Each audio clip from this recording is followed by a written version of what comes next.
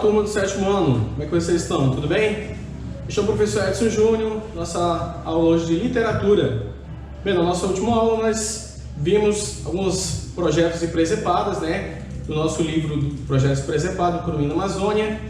E aí nós vimos alguns projetos, algumas presepadas que não deram muito certo, né? Nós hoje vamos ver o que aconteceu, né? Que eles foram pegos em flagrante. Vamos ver o que aconteceu. Vamos lá? Vamos só relembrar. Nossa última leitura vimos que os curumins foram atacados por queixadas e o preceptor os pegou em flagrante. Então vamos continuar aqui na página 34. Vamos lá. Aquela manhã de domingo estava nublado e, como todos os dias, acordamos, fizemos nossa higiene, assistimos o culto e tomamos café, sempre com um som estridente do sino entre uma atividade e outra. Só a tarde de domingo era livre. A parte da manhã, como nos outros dias, era ocupada por trabalho e estudo. No refeitório, o preceptor nos comunicou que estaria à nossa espera em sua sala. Saímos do café e rumamos ao seu encontro na sala combinada. Ali estava ele sentado diante de sua escrivaninha. Sentamos à sua frente e o encarei tão detidamente que tive a impressão de me ver refletido em seus olhos, que eram muito azuis. Sem pedir satisfações, o prepa, era assim como os alunos referiam ao preceptor, após um longo silêncio, decretou a punição. O meu castigo seria plantar milho durante uma semana. Os demais, inclusive o meu irmão, deveriam arrancar troncos de árvores pela raiz. Meu castigo foi mais brando porque eu era apenas um curumim. Nós vestimos nossa roupa de trabalho para iniciar o cumprimento do castigo. Ferramentas em punho, e lá estava eu, semeando trigo com uma plantadeira manual. Só podia parar para beber água. O meu castigo durava o dia todo. Não podíamos nem frequentar as aulas. Foram 6 longos dias que nos deixaram muitos calos nas palmas das mãos, entre os polegares e indicadores. Com o fim do castigo, fomos advertidos que isso não se repita ou serão expulsos. Apesar de tudo, ser expulso era a última coisa que eu queria. Depois do castigo, comecei a ter mais cuidado. Passei a realizar meus projetos sozinho. Um deles era correr por uma trilha ladeada por um pequeno córrego, até chegar a um lugar onde dezenas e centenas de mamoeiros nativos, lotados de mamões e muitas pipiras, que alimentavam daquelas frutas. Subia em uma árvore e pegava em outra, pegava mamão, abria e comia com as mãos. No retorno para o alojamento, tinha medo de ser surpreendido pelo preceptor, sempre vestido com seu terno escuro. Em uma dessas caminhadas, deparei com um ninho de passarinho. Depois de um longo tempo apreciando os bichinhos piando, eram 4 filhotes, resolvi levar 2 maiores para o alojamento comigo. Estava decidido a cuidar deles até que ficassem adultos e depois os soltaria na floresta. Bem, nós vimos aqui que o nosso amigo foi punido, né? O seu irmão mais velho, teve uma punição um pouco mais severa, né? De tirar troncos de árvore.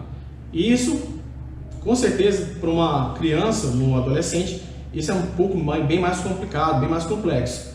E aí eu queria que vocês fizessem hoje, vamos lá, pesquisar a exploração de mão de obra infantil. A sua pesquisa tem que ter no mínimo 25 linhas e não esquecer de colocar a data. Mas, professor, o que isso tem a ver? Bem, talvez eu quero que você verifique se isso acontece hoje nos dias atuais. Se ainda existe essa mão de obra, né, essa exploração de mão de obra infantil. E aí você verifique se o que está acontecendo, quem é que fiscaliza esse tipo de mão de obra.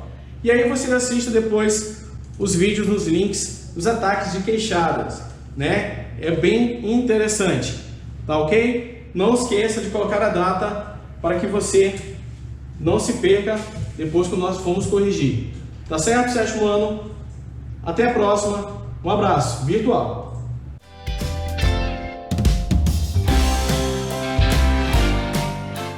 Turma do 7º ano, tudo bom com vocês? Estamos iniciando nossa aula de produção de texto e na nossa última aula nós começamos falando sobre o autor conhecido como Graciliano Ramos, né? Vamos começar nossa aula? Vamos relembrar um pouco da sua biografia? Eu sei que você fez uma bastante pesquisa sobre ele, mas vamos só lembrar um pouco. Vamos lá. Graciliano Ramos de Oliveira, né, nascido em Quebrangulo, dia 27 de outubro de 1892, e morreu no Rio de Janeiro, dia 20 de março de 1953. Foi um romancista, cronista, contista, jornalista, político, militante comunista e memorialista brasileiro do século XX, mais conhecido por sua obra Vidas Secas, que eu pedi para você ler, né? Que foi no ano de 1938. Aí a fonte do Wikipedia. E o que é para você fazer hoje, né? Vamos lá. Dentre tantas obras tão fascinantes, tem uma história de Alexandre e outros heróis. Uma obra que foi apresentada totalmente regional, onde há peripécias de um vaqueiro contador de histórias. Faça uma pesquisa e escreva o resumo dessa incrível história. Não esqueça de colocar a data. Certo, gente? Essa história é uma história totalmente regional. Vou só dar uma pincelada aqui para você. Ela é lá da região Nordeste, né? Alexandre, ele é nordestino e acontece bastante aventuras sobre isso. Então, Graciliano Ramos, né, que também é alagoano, quis situalizar ali a sua região e fez essa história que é muito interessante. Então, faça uma pesquisa, veja resumos e aí escreva. Não esqueça de colocar a data, porque isso é importante. Tranquilo, gente? Essa é a nossa aula de hoje, né? Se cuide, nada de aglomerações, tá bom? Tchau, tchau!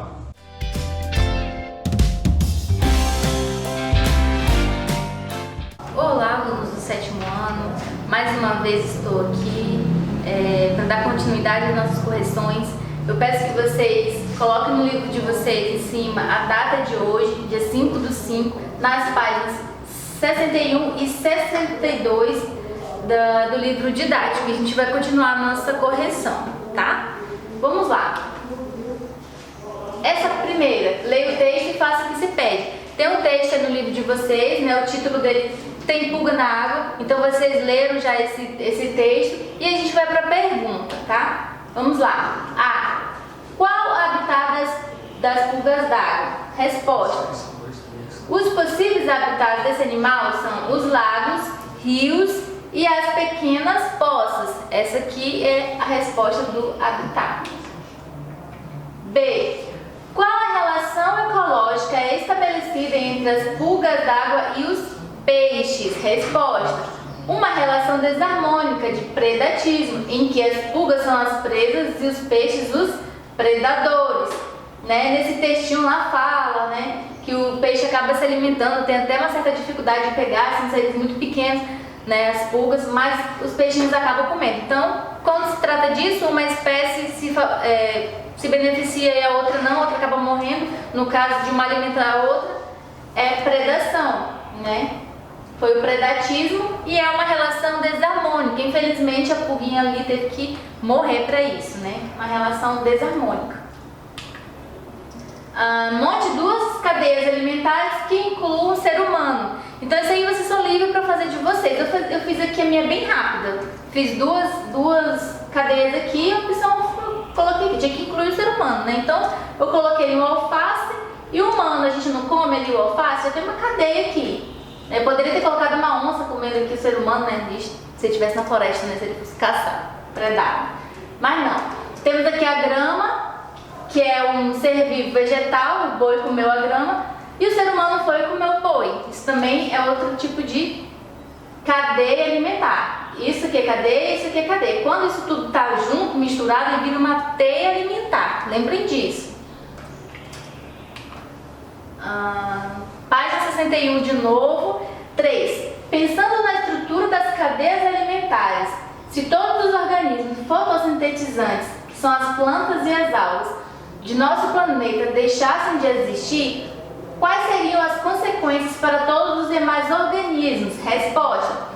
Sem os organismos produtores, os demais organismos, incluindo os seres humanos, ficariam sem alimento e muitas espécies deixariam de existir gradualmente. Então, que nem eu falei para vocês, tudo que você tira do meio ambiente acaba tendo um impacto.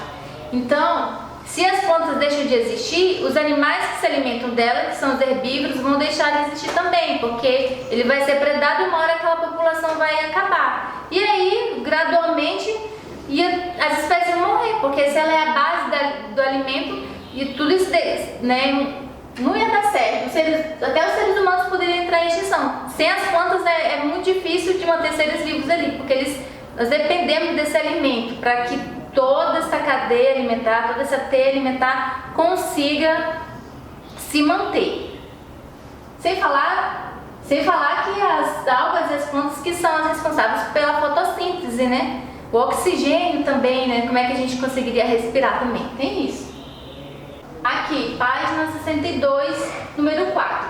Em uma floresta, as folhas das árvores caem o tempo todo, formando uma camada espessa no chão. Com o decorrer do tempo, essas folhas apodrecem e deixam de existir. Esse ciclo sempre se repete. Sobre isso, responda a seguinte questão: quais os organismos propiciam o apodrecimento dessas folhas?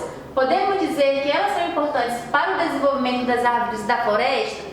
Resposta: essas folhas sofrem a ação de organismos decompositores, como fungos e bactérias. E os nutrientes que faziam parte delas retornam para o solo e são novamente utilizados pelas plantas. Então tá aí a resposta. Os fungos e as bactérias, que são organismos decompositores, eles vão degradar aquelas folhas e vão devolver toda aquela energia, todos aqueles nutrientes que tinham nas folhas e volta para o solo. Por isso que ela desaparece. Então esse ciclo é bom que isso aconteça para que aquela energia, aqueles nutrientes que estavam nas folhas voltem para a natureza, para o solo, e depois as outras plantas que estão ali vão aproveitar aquele nutriente, ok? Então é importante, quem faz isso são os fungos e as bactérias, e graças a eles que eles fazem isso para manutenção da natureza ali. Página 62. 5. Leia o texto e faça o que se pede. Esse texto está no livro de vocês também. O senhor Fernando tem uma fazenda ecológica em que planta verduras, além de criar coelhos e peixes. Uma parte das verduras é comercializada e a outra é usada para a alimentação dos coelhos, cuja carne é vendida para a vizinhança. Em alguns canteiros, criam-se naturalmente caramujos, que se alimentam dos vegetais. Diariamente, os caramujos são jogados nos tanques para alimentar os peixes. Mas o senhor Fernando está preocupado, pois surgiram algumas aves, como gaviões, que vêm se alimentando dos peixes. Sobre esse texto, vamos lá. A. Esquematize a cadeia alimentar da qual o gavião faz parte. Então, do gavião. Então, temos lá, primeiro, a verdura, que vai servir de alimento para o caramujo. O caramujo vai servir de alimento para o peixe e o gavião vai se alimentar do peixe. Isso aqui são as opções que o texto deu. Então, essa aqui é a cadeia alimentar do gavião. Lá na verdura, veio energia para o caramujo, para o peixe, depois para o gavião. Página 62 ainda. B. Na cadeia alimentar da qual o gavião faz parte, quais seres vivos representam o produtor e o consumidor primário? Produtor sempre vai ser as plantas, porque só as plantas que têm a capacidade de gerar seu próprio alimento, né? São os autótrofos, são as plantas. Sempre vai ser produtor, planta. E o consumidor primário vai ser sempre aquele que vai consumir primeiro. Então o consumidor primário é o caramujo, porque o caramujo que foi lá e se alimentou das plantas. C. Quais são provavelmente os seres decompositores nesse ambiente? Fungos e as bactérias, sempre são eles, fungos e bactérias que fazem a decomposição, beleza? Página 62 ainda, letra D. O que aconteceria a esse ecossistema se os seres decompositores não existissem? Ocorreria o acúmulo de seres mortos e as plantas não cresceriam em solo fértil. Então, gente, se não há decomposição, o fungo e a bactéria não vai devolver para o solo aqueles nutrientes. Então, a planta não ia crescer. E também, já pensou se não tivesse decomposição? Como estaria nosso planeta, né? Um monte de corpos, um monte de planta, um monte de material morto estaria. Então, é necessário que exista esses seres vivos para fazer isso. tanto para fazer a limpeza do planeta, né, para não houver esses corpos em cima, tanto para devolver isso para o solo, que do solo vai para as plantas e o ciclo vai continuar. A energia, o nutriente vai dando continuidade aí. Página 62. 6. Na época da reprodução, os machos de muitas espécies de aves exibem sua plumagem e seu canto para atrair as fêmeas, travando assim uma verdadeira disputa. As fêmeas escolherão o macho com o melhor canto e plumagem, pois isso pode significar que terão filhotes mais fortes, que poderão garantir a sobrevivência da espécie. Essa pode ser considerada uma estratégia reprodutiva da espécie? Justifique a sua resposta. Sim, pois com a escolha dos machos, as fêmeas podem garantir melhores condições para seus filhotes e, consequentemente, para a perpetuação da espécie. Então, os animais eles têm esse instinto, né? Em todas as espécies animais, quando há essa disputa, a fêmea pega o melhor. Por quê? Porque ela vai ver que os filhos dela vão nascer saudáveis, que a perpetuação da espécie dela vai continuar. Então ela não vai escolher aquele que vai perder uma briga, aquele que não tiver uma plumagem boa. Então os leões, por exemplo, ela vai escolher o leão que for mais forte, ela vai querer isso para os filhos dela também, a leoa, né? Então nas aves também, o que cantar melhor, né? O que tiver a melhor plumagem, isso daí vai significar que aquele macho ele está saudável. Então a mãe vai querer o quê? Ela vai querer um filho saudável também. Então na natureza é bem isso. Então isso é uma estratégia de sobrevivência, né? E é isso. Terminando aqui mais uma vez as correções. Na próxima aula a gente vai dar continuidade também.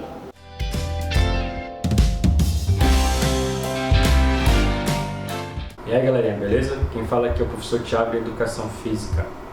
Tá, sétimo ano? A gente vai passar uma atividade agora para vocês aí de quê? Prática novamente. Basquete, vou estar passando algumas dicas aí dos fundamentos do basquete, ali na quadra, aqui na prática. Espero que vocês estejam anotando aí, para que a gente voltar, tá tudo ok, para a gente poder fazer esse acompanhamento, tanto na teoria como na prática, beleza? Aguardo por vocês, valeu!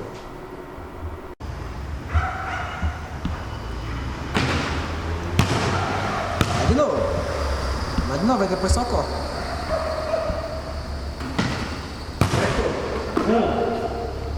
Aquela que eu te falei lá, ó. 2. E...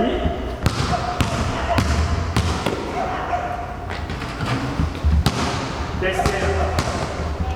3 fundamentos. Valeu?